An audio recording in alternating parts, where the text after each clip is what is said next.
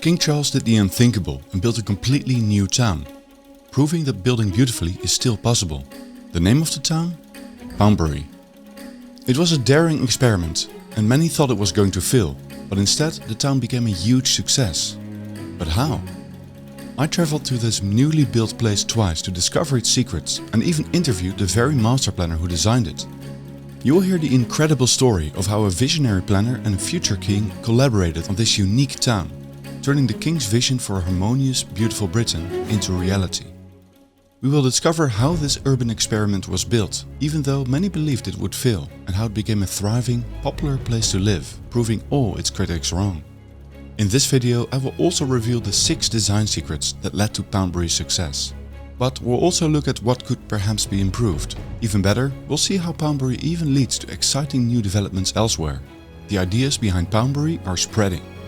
So, let's get started. It's autumn and once again I'm traveling to an edition of the IMCL Congress. Only this time it's not in Paris, but in a very special place in England. A new town developed right next to Dorchester.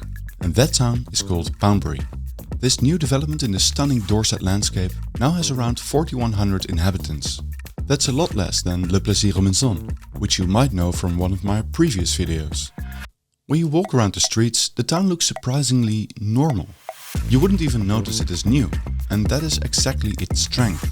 It's just a pleasant place, without many eyesores, or buildings that scream for attention. Everything is built with beauty and harmony in mind. The town was the initiative of not just a regular developer, but of the current King of England, His Royal Highness King Charles III. If you thought that this somehow meant it was easy to create this town, think again. As you will learn in this video, the very existence of this town is almost a miracle, as there were so many obstacles to create it like it is today. But before all that, we need to look at the reason why this town was built in the first place. And for that, we have to look at the king and his vision for Britain. During his life, Prince Charles saw how his beloved country was changing rapidly. Britain's cities and countryside were transforming, and not in a good way. Pristine landscapes were torn apart by motorways, soulless industrial areas encroached on peaceful meadows, and in the cities, charming neighborhoods were bulldozed to be replaced by grimy, low-quality flats. Instead of streets lined by terraced houses, people were cramped in stark, depressing housing estates with anonymous elevators and galleries, leading to more isolation and ripping apart communities. And the same happened in historical inner-city areas. Even though plenty of cities escaped the Blitz, few cities escaped the bulldozer. Many city centers in Britain were ravaged, with hostile experiments in concrete disrupting the harmonious urban fabric. All of this was the product of modern planning practices and architecture in the name of progress, and approved by city councils that wanted something new and experimental. Many of these experiments, though, would soon deteriorate so badly that they had to be torn down after just a few decades, making them incredibly unsustainable. The few cities that did escape more or less intact, like York or Bath, became tourist attractions. It was this wave of unsustainable ugliness and inconsiderateness that alerted a young Prince Charles. Silently, he observed this nightmare unfolding in slow motion, until he could no longer hold himself and had to speak out. But before we continue, something a bit different. Have you ever stayed in a place that didn't make you feel well, or noticed how an environment influenced your mood? Well, that's no coincidence. There are countless studies that prove that our surroundings have a significant impact on our physical and mental health. This is something urbanists and architects can consider by designing places that lift the spirit, that are walkable, green and beautiful. But even in an optimal environment, it's not always a guarantee that you will feel well or be free of problems. In today's society, factors like stress and social media really take a toll on our mental health. I've noticed myself that having to be online all the time can be really challenging sometimes. Modern life is demanding, and like most people, I've had my share of obstacles to overcome. This is where BetterHelp comes in, the sponsor of today's video. Out of personal experience, I've become a firm believer that a lot of the problems we face lie within, but that makes it not always easy to address them. BetterHelp makes that a bit easier and less intimidating, as they let you have sessions via phone call, video chat or just simple messages, whatever works best for you. BetterHelp is a network of over 30,000 therapists, each with their own expertise, and a questionnaire helps matching you to the right one just for you. Even if you have a busy calendar, BetterHelp makes it easy to get help by scheduling sessions at times that work for you. And if your therapist isn't a great fit, you can easily switch to another one, free of cost, with the click of a button, because you don't want to go through a whole process again, especially not if you have enough stress already. So join over 4 million people who have used BetterHelp to live a more healthy, happy life. Click the link in the description or visit betterhelp.com/aestheticcity. By clicking the link, you not only help support the channel, but you also get 10% off of your first month of BetterHelp, so you can connect with a therapist and see if it helps you. Thank you to BetterHelp for sponsoring this video, and let's continue. Prince Charles was getting more and more annoyed with how Britain was defaced, until he felt he just had to act. In 1982, the National Gallery in London planned to expand onto Trafalgar Square, with a design by Ahrens, Burton and Corlick architects. It looked a bit like this, and Prince Charles did not like it. It was 1984 when Prince Charles gave a speech that would become legendary, and that would can the proposal for the National Gallery. He described the building as follows. What is proposed is like a monstrous carbuncle on the face of a much-loved and elegant friend. The British architecture community was shocked. Soon they banded together in opposition to the Prince of Wales, but the future king wouldn't budge. Far from it. In 1988, the prince took another big leap and launched a documentary and later a book called A Vision of Britain. In this, he poured his love for the crafts and the human-scaled, beautiful Britain which countless generations had worked so hard for to create. He also criticized the treatment of well-functioning historical city districts, and how the opinions of the mass of ordinary people were just ignored. But even this would not be enough to turn the tide. The world needed an example of what could be, proof that an alternative was actually possible. He decided that if he couldn't beat the planners, architects and builders, he should join them. So around the same time that he created his vision of Britain, the future king decided to create a town of his own. The prince had lands near Dorchester, tied to his title to the Prince of Wales, the Duchy of Cornwall. It is a private estate that was established by Edward III in 1337 to provide independence to his son and heir, Prince Edward. It would fund the charitable and private activities of the Prince of Wales and his family for centuries to come. Of course, the prince also needed a brilliant mind who could shape his ideas for a new town into an actual plan. And there was one person who could turn his vision into reality. Leon Creer. When the Prince of Wales, when he made his speech to architects in 1984, it was a bombshell. And all over England for weeks and weeks, people would talk about architecture and that he was right, including architects and Foster's associates and even Rogers. They made declarations that as a result of this speech, they would change their policy, their design policy towards something more civic or something more classical. In 1988, Leon Creer was appointed to work on the concept for a town, which would become Poundbury.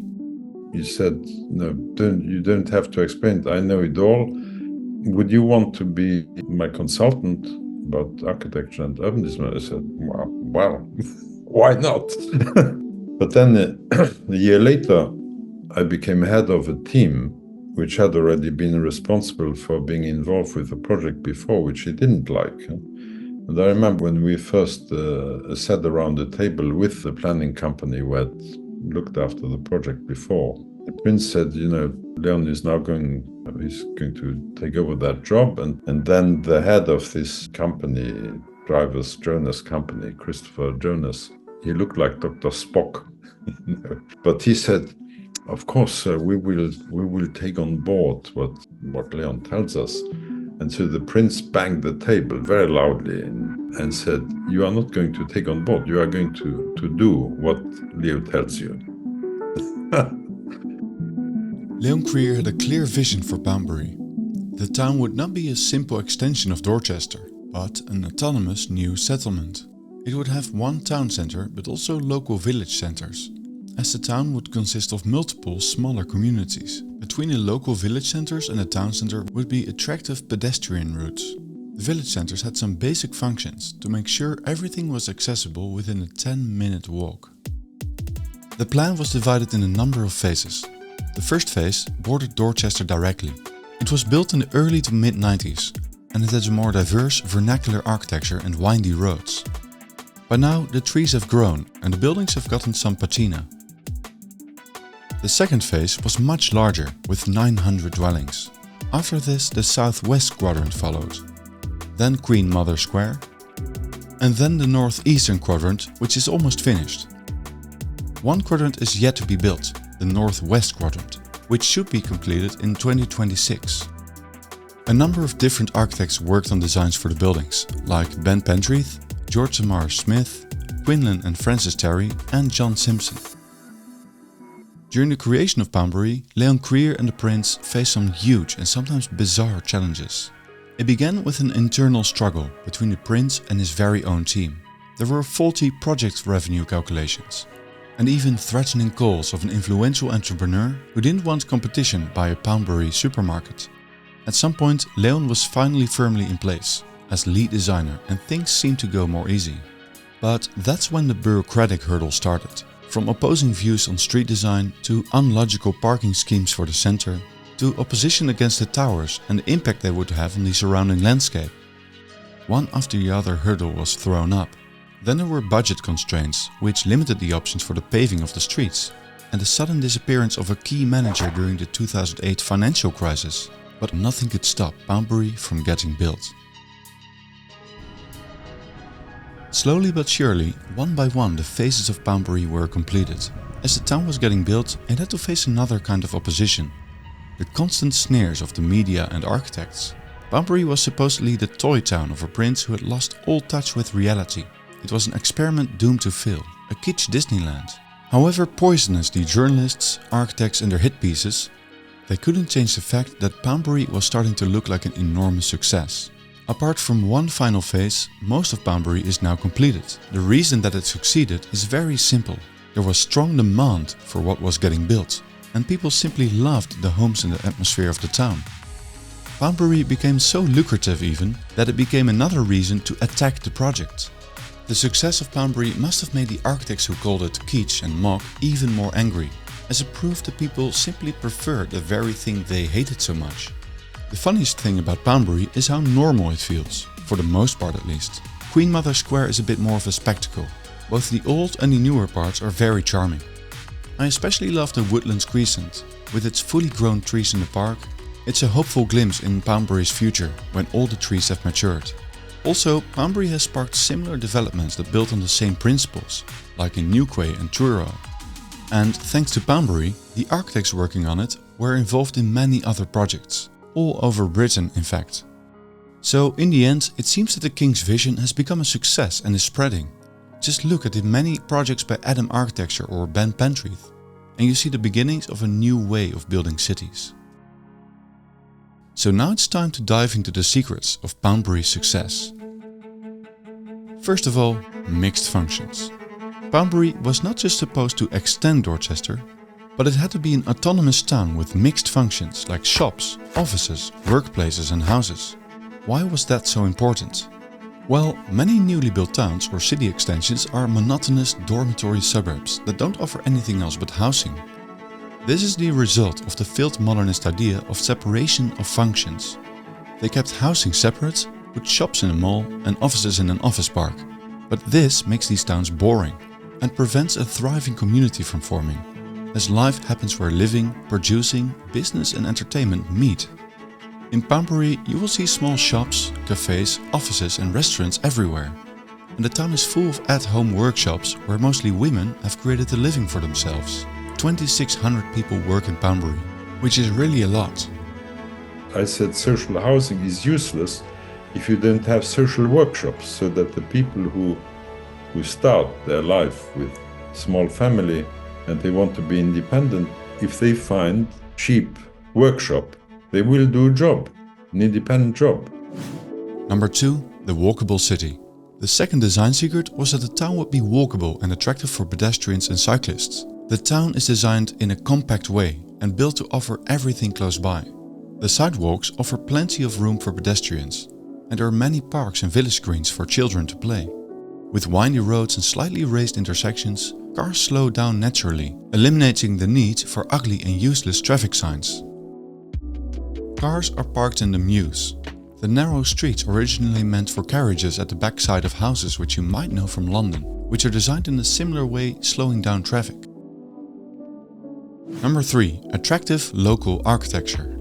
The third design secret was that Poundbury would not be built with generic, modernist architecture one could find all over the planet, but with architecture that is adapted to the specific, charming character of Dorset. This included using local materials, and this meant that local builders and craftsmen had to be used. Number 4. Affordable housing. The fourth secret to Poundbury's success was that the town was to offer around a third of the homes as affordable housing. After all, to create a truly vibrant and healthy, diverse community, all layers of society should be represented and have a chance to live in a place like Poundbury.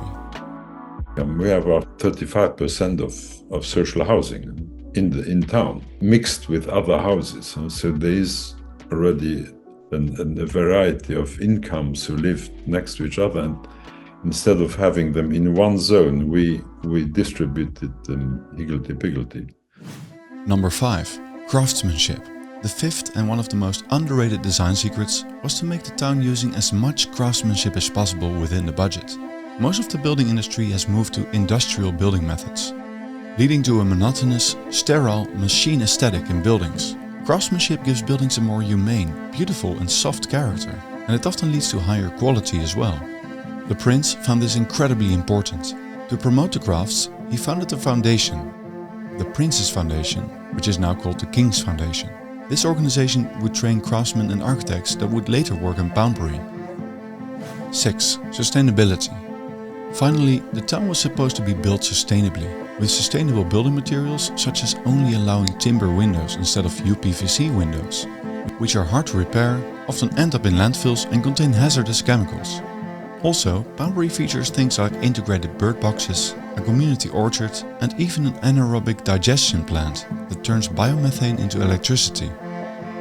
But using local materials and building methods like using structural masonry so the buildings can sustain for a long time are key as well. And the beauty of the town makes sure that it is worth keeping and that people don't tear it down prematurely, because the most sustainable building is the one you don't demolish.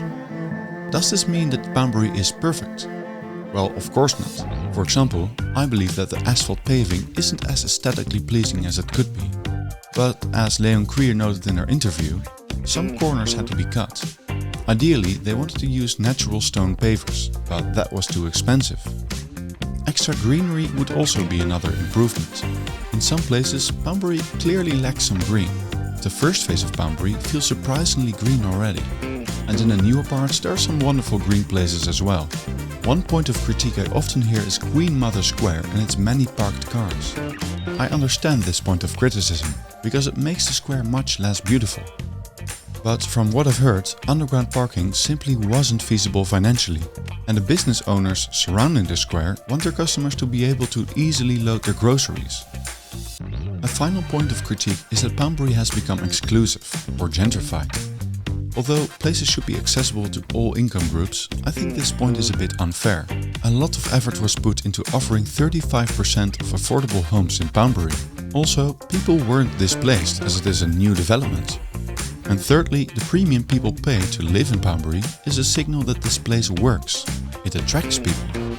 So perhaps we should ask, why has it become such a commercial success?